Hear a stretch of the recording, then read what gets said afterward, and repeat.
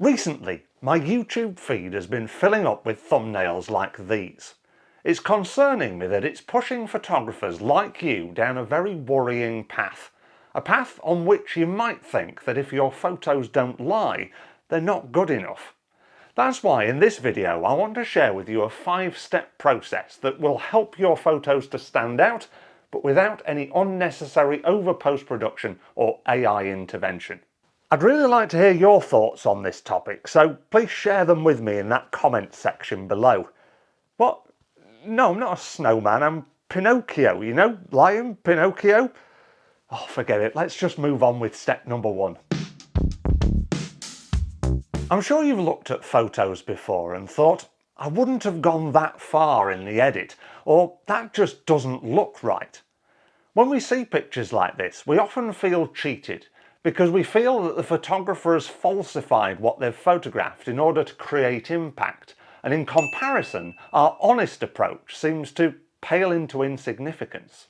I think having thoughts like this can be turned into a really positive thing, because even without thinking about it, we're already setting these, what I like to call red lines, boundaries that we just won't cross no matter what. Of course, all photographers will have different shaped boundaries. I, for example, am quite happy to clone out distractions that I couldn't get rid of in the scene when I was out in the field, and I'm also happy to colour grade my pictures to create dramatic effect.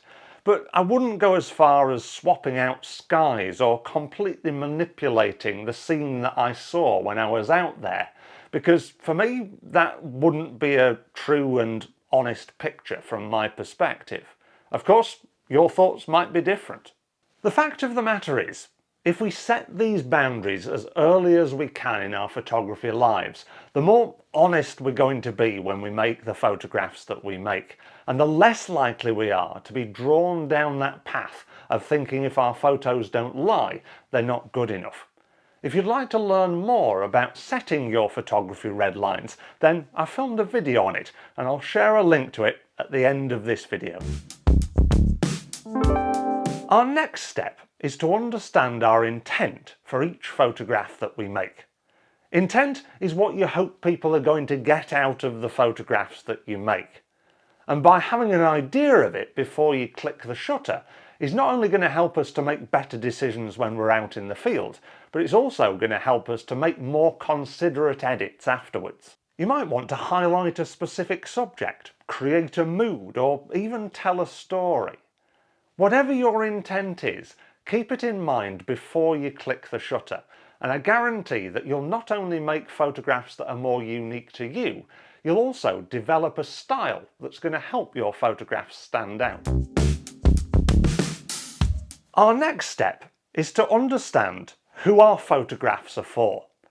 This can be quite difficult because it's something we don't often think about when we're making pictures. But I guarantee if you do bear this in mind, it will change your photography forever. If you look at advertising photography, for example, then each and every photograph that you see will have its desired audience, the audience that is potentially going to buy that product. And the photographers will use clever nuances that tap into that audience's psyche and help them to appreciate that picture more and therefore go out and buy the product. Okay, so we might not see the photographs that we make or the subject matter that we photograph as products, but if we have an audience in mind when we're taking our pictures, we can tap into some of these nuances, things that that audience is going to like, that might just spark their interest and therefore get them to notice us and like our photographs. Although it's not glaringly obvious, there is a big difference between photographs that you take for your walls at home, photographs that you might want to enter into a competition, or photographs that you put on social media to raise your profile. And the difference is audience. All of these pictures are aimed at different people. So having a knowledge of who we're trying to attract when we're taking photographs is ultimately going to help us to attract the right people and make more people like our pictures.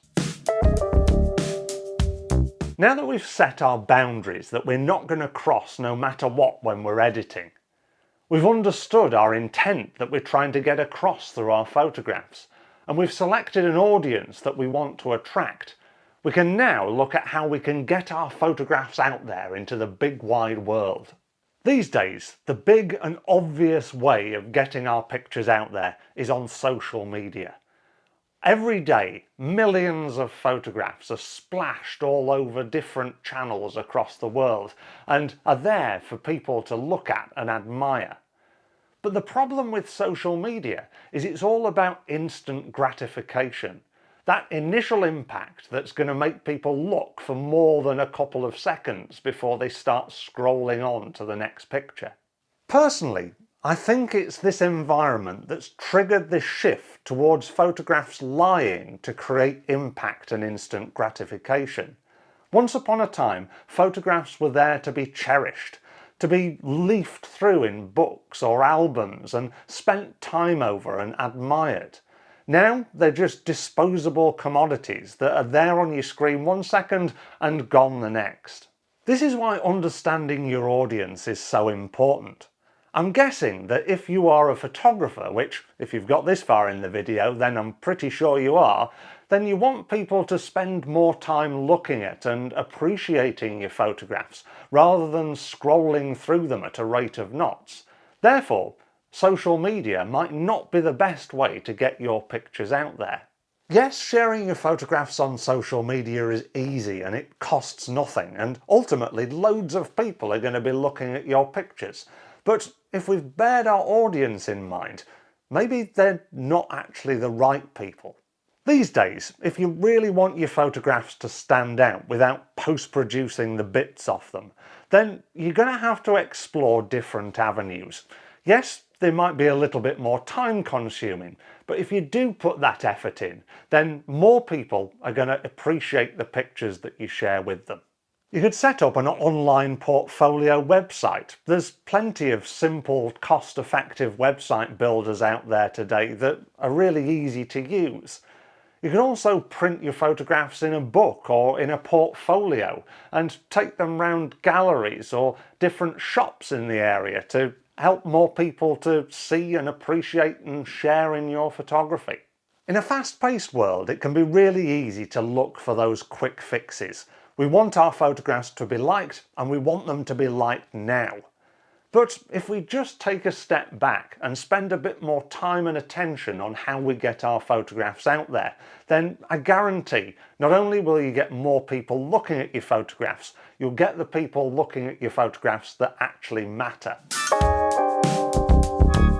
If you watch YouTube videos, which I know you do because you're watching this one, or read photography magazine articles, then you can be forgiven for thinking that there is right ways and wrong ways to approach your kind of photography. We're constantly bombarded by specific rules that we need to follow in order to get good photographs. You should do this, you should not do that. And what this does is it channels everybody into making photographs that are very samey indeed. Just think about it. If everybody's doing the same thing, following the same rules, then ultimately all the photographs within that genre start to become copies of each other, which, in terms of making our photographs stand out, makes it very difficult indeed. And I think draws us once again down this worrying path of walloping the bejeebers of our pictures in post-production, creating AI-generated effects and doing falsified things to our pictures in order to make them stand out above the rest. In doing this, people tend to ignore the most useful resource we all have access to as photographers, and that is our own personal perspectives on the world. If we paid a little bit more attention to our own instincts and our own personal perceptions of what we see, rather than following the advice of some bloke on YouTube with designer facial hair, then we're all going to start making photographs that are unique to us and therefore stand out because they're different to all the other pictures out there. I'm not suggesting that we throw the rulebook out the window completely, because we still need to be able to produce attractive photographs that are going to draw people in to look at them. But what I am saying is that if we do have our boundaries that we don't cross, We have our own intent and know what we're wanting to get out of our pictures. We have an audience in mind that we want to share our photographs with in the right channels. Then being ourselves is ultimately what's going to make us stand out and get more people to like our pictures. Well, there's no time like the present, so click up here to set your photography red lines and kick off this 5-step process today. I am a snowman this time. Christmas is coming after all. I'll see you in the next video. Bye for now.